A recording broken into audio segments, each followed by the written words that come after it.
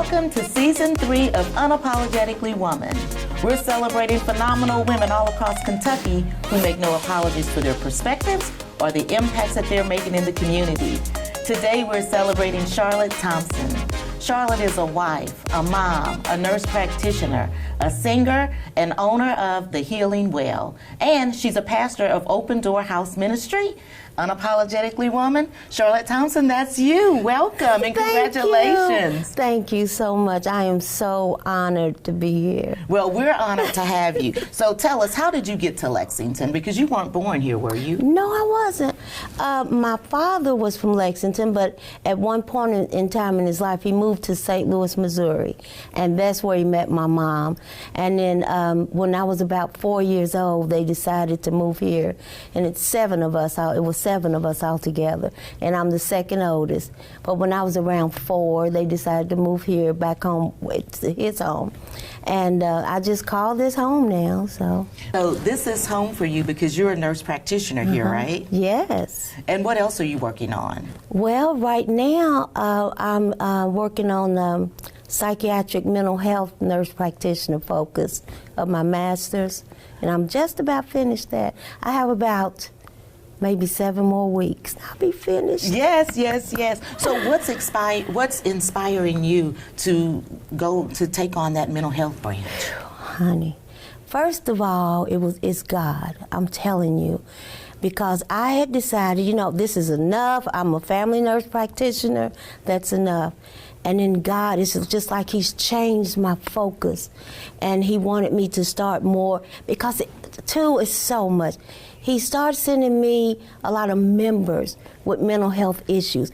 And then when I think back over my life, I've worked with people, even my patients, I always address their mental health issues. And people always come to me with their problems, their mental health issues. And I've always been drawn to the drug addict, the homeless, and always had this heart and compassion to help them. And then He's letting me see this is what we need help in now. It's after COVID. This is where we need you now. And I'm 60-some years old, 66, and He's telling me to go back to school and get this other degree so that I can work to my fullest extent. So I'm extending my scope of practice so that not only do I take care of my patients physically, but I'll be able to take care of them, keep them, and take care of their psychological and mental health problems, and won't have to refer them to a therapist or a mental health practitioner. And I would think that would be very comfortable because your patients already know you. That's exactly right. And so you said members come to me. You're a pastor of a church. I'm a pastor of a church, and most of my members through the years have been members that suffer with mental health illness, and most of the time they didn't even know. I remember I've taken in people like from my feeding program, that this one lady that was in particular, and you have to be careful taking people in, but this was God telling me to take her in. And she was on the streets, and she was what you call a crack prostitute, which is another word, but I'll say prostitute. And she got to know me, and we got to love each other, and she was just having men. She was a crack addict. So my husband and I, we finally knew that God wanted us to take her in, took her in. Long story short, come to find out she had a history of where her mom and her dad had been crack addicts, and she had been raped by several of her mom's boyfriends when she was young. So that opened up that promiscuity in her. And then to cope with all of that, that's where the drugs came in. She had no clue she was suffering with mental illness. So I recall seeing that sometimes she'd be in this manic mood, just hyper, moving. And then sometimes she'd just be just so depressed. I said, I think you're bipolar. Took her to the doctor. For years she tried to get off crack. Took her to the doctor, got her diagnosed, got her on the right medicine. I promise you, she was able to get off crack. She went to college. She got 5 of her 6 kids back. 1 was already adopted by the father. 5 of her 6 kids back. She's got two businesses of her own. She went to college. She's got 2 businesses going, and that's just the half of what we've done. But a lot of physical illnesses, a lot of drug addiction. The bottom line is they have a mental health issue, and they take the drugs to try to feel normal, to try to fit in. They wanna feel like they're part of something. And things that have happened in their lives, adverse childhood experiences, has caused a lot of mental illness. And mental illness can be passed down from generation to generation. And in my church alone, we've got so many kids that have mental illnesses and didn't know, and they're on medications and they're doing so much better. And I feel like this. God gave man the knowledge to make the medication. God gave man that knowledge because there's an imbalance. There's a chemical imbalance in the brain. It's just like if you're diabetic. There's an imbalance between the insulin and the sugar. So if your pancreas is not making enough insulin, your sugar's just going to go high. So you have to take medicine to balance that out. Same here. A mental illness is just part of your health, your physical health. It's just part of your health. So when you have that imbalance, you sometimes need medicines, sometimes for life, sometimes just for a while because it's maybe a situational thing. But you need medicines to balance that out. And you'd be surprised. People will come off the street. People will get off drugs on the street. So many of them. Especially in the Black community. Which is the stigma. And that's what I want to do. When God was showing me that, because I don't know, it's like my heart, that's where it is now. I want to help put a big dent in that stigma as far as mental illness and drug addictions, because they're both illnesses. And so that's one area that you focus on, but you also have a feeding program. I have a feeding program. Oh my God, that stemmed from one day, it was in 2006, I think it was, and I was leaving the library downtown. And I was going into the library. And at that time, it was before they had renovated that park by the library. There were all these people. Sorry. It was really hot. It was really hot that day. And they were sitting around. It looked like they were just in so much misery and pain. They were sitting like this and mouth hanging. And they were just sitting around. They were so hot and sweaty and just looked so bad. And I just couldn't stop looking. I'm looking all over the park and I'm getting ready to go in the library. But I said, God, what can I do for these people? He said, feed my sheep. And I'm like, feed your sheep. He wanted me to feed them, not spiritually, not just spiritually, but physically he wanted me to feed them. So I went to my church. I got that. I went to my church. We usually have Bible study on Tuesday night. And I said, y'all, this is what God said and blah, blah, blah, blah, blah. I said, let's start doing it. They were all in for it. So we decided to start feeding on Tuesdays. When we went there, they said, y'all know what? They said, people feed us every day of the week except Tuesday. Now, how did I know that? This is what the homeless people told us. We get fed every day of the week, but we don't get fed on Tuesdays. And that's the day that God showed me to feed them. And we've been feeding ever since. We feed rain, snow, sleet, hail, holiday. You have never missed since we you started. have never missed a Tuesday. Now, every now and then we have trained certain people that were really interested. Every now and then, maybe someone will gather a group and try to give us a break, and they'll feed.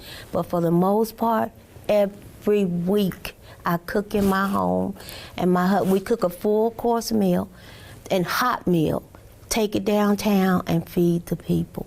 And now we're up to like today I've got to cook, and it's going to be for 200 people. It's getting large again. It seems to me that God is the foundation of your life and what guides you to do all of your work. He allows you to use all of your skills, even your voice. That's true. Because I heard that you can sing a tune like nobody else. I try. Come on, don't be shy I now. just allow the Holy Spirit to use me. That's what I do. My parents sung, both my mom and my dad, so I've been singing all my life. I was probably singing before I could talk. That's all I knew. I thought everybody sung. Coming up, I thought everybody sung. You don't sing. Y'all's family don't sing. It's when I was little in school, you know. So, we don't sing. Well, some people sing and other people sing. Sang. I sing, and they tell me to stop because it's terrible. It's terrible. But so, using all of your skills, tell me about Charlotte's Web. Okay, Charlotte's Web, that group was a group that I started way back. It's the singing group. Okay. It's four ladies. And first my mom was in it too, but it started way back when I was in junior high school. We've been together for years, and I started that group, and we've been together ever since. We've sung all over the states. We've opened for governors and opened for big things, you know. So we've sung open for a lot of celebrities, and we're still singing. So we're still together. But that's not it. You're also a playwright. Yes. Well, that come about, I used to write plays when I was young, because I used to have this, in my 12th grade, I decided I worked for this place. I don't know if you knew of Mr. Bingham. Back in the day, he had a center. And so he hired me in the summertime to just work there. So I started this children's group. I would go in the housing project. I would pick up on my way. By the time we got to the center, 50-some kids. When I look back on, it was me by myself, no one else but me, and walked them all to the center. And then I decided I had a group that would sing. I had a group that would act, and I had another group that would dance. So then I would write little plays for them. But then when I lost my sight, what happened in '98? I didn't know where my life was going to go. I didn't know what was going to happen. And so I suffered brain tumors. That's what I was about to say. I suffered brain tumors, and I've had 2 brain surgeries. After the second one, it's like they cut off the lights. And it's like the lights went out in the room all of a sudden. And I could see shadows, but what I saw was so distorted. They deemed me blind. I had to go to Louisville for the School for the Blind, and I had to learn Braille. How old were you when this happened? I was 43, and I had to learn Braille, and I had to learn to walk with a blind cane across the street, and lost my nursing license, driver's license. So I was like, Lord, what do you want me to do? I thought I was doing what you would have me do, you know, when you get in that state. Did you feel like you were being punished or let down? Let down, you know, that's what I felt like. But honey, I learned so much. Oh gosh, what was I saying there for? Okay, one of the things when I finally kind of got over that depression, he said you can still sing and you can write.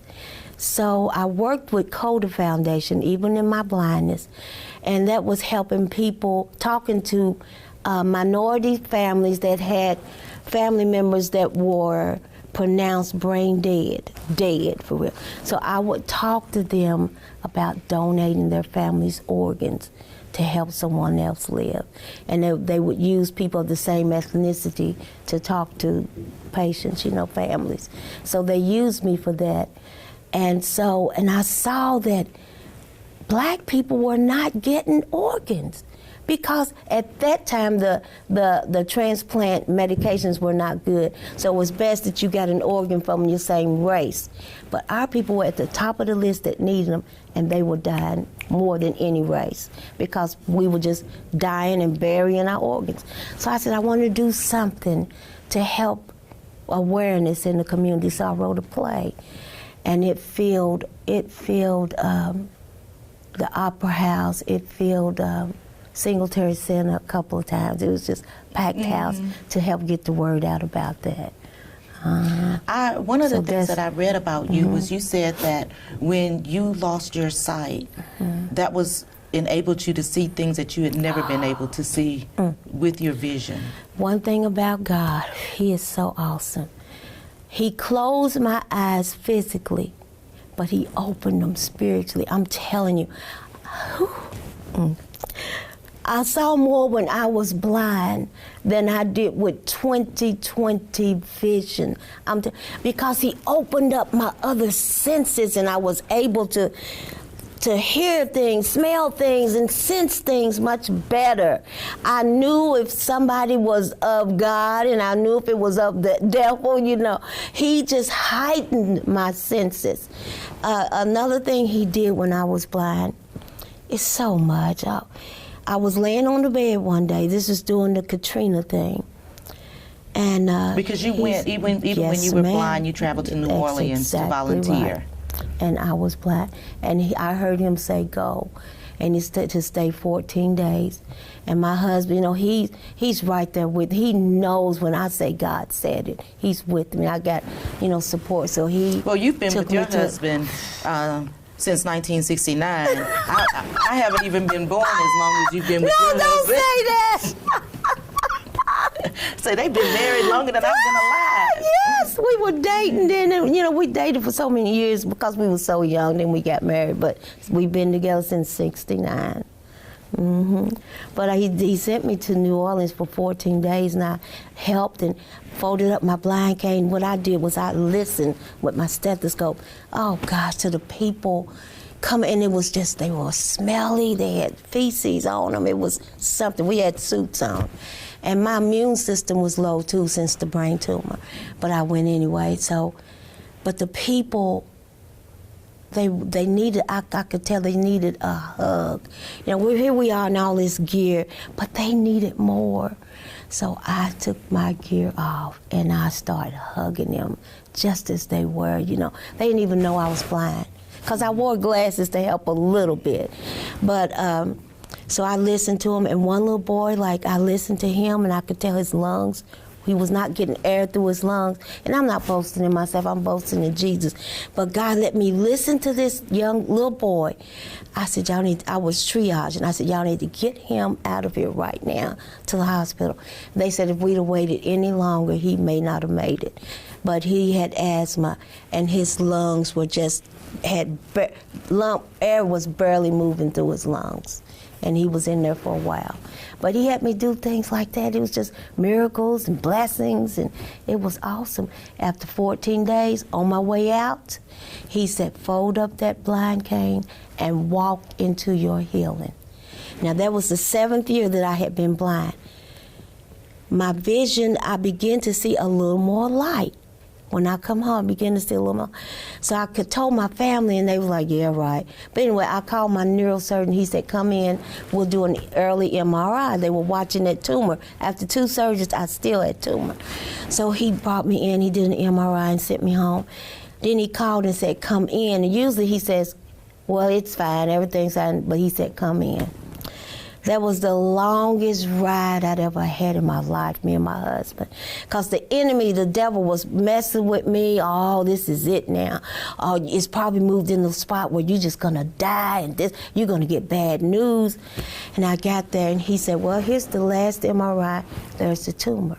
He said, this is this one. The tumor is gone. I'm telling you, the tumor was gone.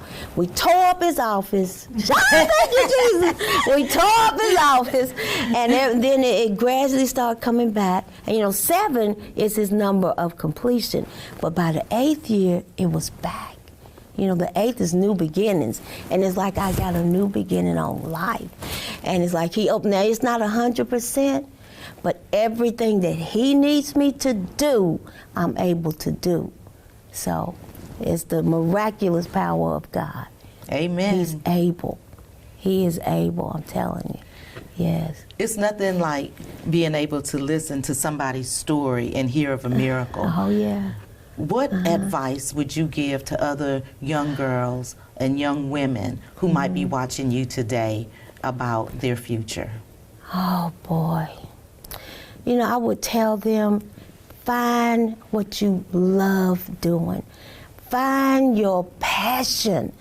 What is it that you would do today that you would do if you didn't make a penny? You would do it anyway because you love doing it. Find your passion. When you find your passion, that's what God has called you to do. And you step out and you go for it. You knock on doors until you get what you need. I was the first to go to college in my family. My mom was illiterate. She didn't, she couldn't read. I remember helping her to spell the streets when we would move. I was young, and I would help her, secretly. But anyway, when I went to college, I was not prepared whatsoever. My schooling did not prepare me for college at all. My parents knew nothing about college.